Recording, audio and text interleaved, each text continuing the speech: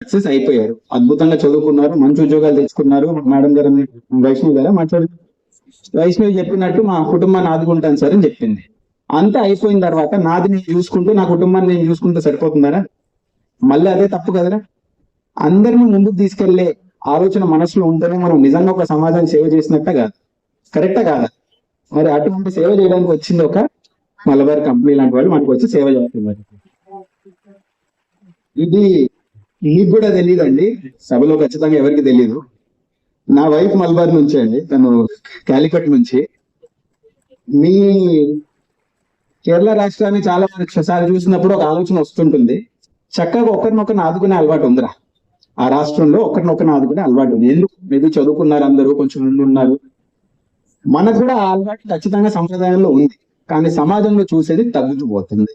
నాదొక్కటైతే సరిపోతుంది, నాది అయిన తర్వాత ఊరుకుండడమే కాదు, అది నీది అవ్వలేదు కదా అని కెలకడం కూడా. ఆ అలవాట్లు అసలే వద్దు. కలిసి ఎదుగుదాం, కలిసి ఉందాం, ఒకరినొకరిని ఆదుకుందాం, కానీ చిన్న చూపు చూసే అలవాటు అసలే ఉంది.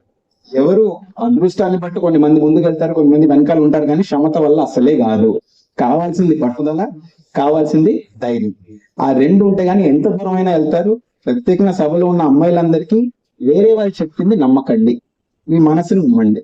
నువ్వు చేయలేవు చేయలేవు చేయలేవు, ఇక్కడే ఉండిపో, ఈ ఉద్యోగం తీసుకో, ఊర్లో ఉండిపో, బ్యాంక్ ఉద్యోగం తీసుకో, ఇవన్నీ సేఫ్ జాబ్స్ అని మీకు చెప్తుంటారు.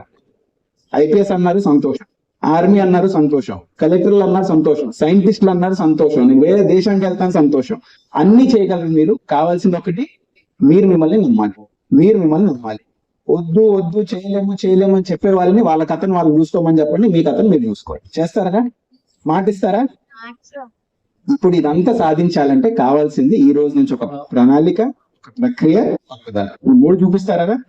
మళ్ళీ ఒక సంవత్సరం 2 సంవత్సరాల తర్వాత మిమ్మల్ని అందరినీ కలిస్తే, నేను ఉంటానో లేదో గానీ, కనుక్కుంటే గానీ ఖచ్చితంగా ఎవరైనా సక్సెస్ అవ్వకుండా కనిపిస్తారా నాకు సభలో? మాటిస్తారా? మీ జిల్లాకి మీరు మాటిస్తారా? ప్రామిస్ అని చెప్పండి. రైట్. కావాల్సిన వస్తువులు కూడా సింపుల్ గా చెప్పడం జరిగిందిరా, అవి కూడా మెల్లమెల్లగా చేసుకుంటూ పోతాం. కానీ ప్రత్యేకంగా నేను కూడా ఈ ఆర్గనైజేషన్ ని